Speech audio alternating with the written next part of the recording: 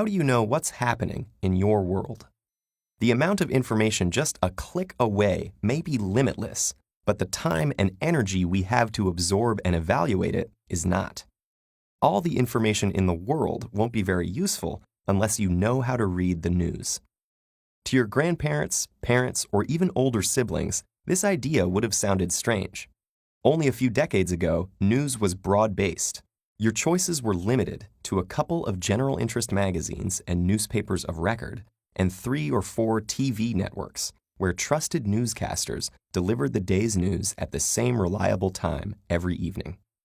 But the problems with this system soon became apparent as mass media spread. While it was known that authoritarian countries controlled and censored information, a series of scandals showed that democratic governments were also misleading the public, often with media cooperation. Revelations of covert wars, secret assassinations, and political corruption undermined public faith in official narratives presented by mainstream sources. This breakdown of trust in media gatekeepers led to alternative newspapers, radio shows, and cable news competing with the major outlets and covering events from various perspectives. More recently, the internet has multiplied the amount of information and viewpoints, with social media, blogs, and online video turning every citizen into a potential reporter. But if everyone is a reporter, nobody is, and different sources may disagree not only on opinions, but on the facts themselves. So how do you get the truth, or something close? One of the best ways is to get the original news unfiltered by middlemen. Instead of articles interpreting a scientific study or a politician's speech, you can often find the actual material and judge for yourself. For current events, follow reporters on social media. During major events such as the Arab Spring or the Ukrainian protests, newscasters and bloggers have posted updates and recordings from the midst of the chaos. Though many of these later appear in articles or broadcasts, keep in mind that these polished versions often combine the voice of the person who was there with the input of editors who weren't. At the same time, the more chaotic the story, the less you should try to follow it in real time.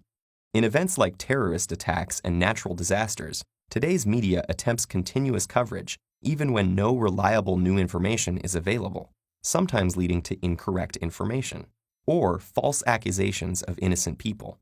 It's easy to be anxious in such events, but try checking for the latest information at several points in the day rather than every few minutes, allowing time for complete details to emerge and false reports to be refuted. While good journalism aims for objectivity, media bias is often unavoidable. When you can't get the direct story, read coverage in multiple outlets, which employ different reporters and interview different experts.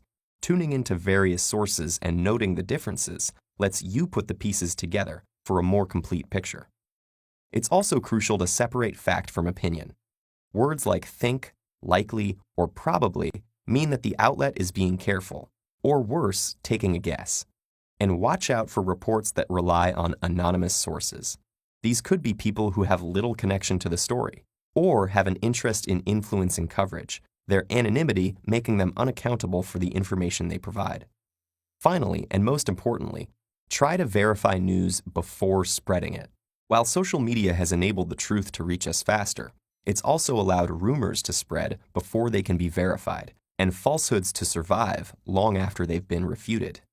So before you share that unbelievable or outrageous news item, do a web search to find any additional information or context you might have missed, and what others are saying about it. Today, we are more free than ever from the old media gatekeepers who used to control the flow of information. But with freedom comes responsibility. The responsibility to curate our own experience and ensure that this flow does not become a flood, leaving us less informed than before we took the plunge.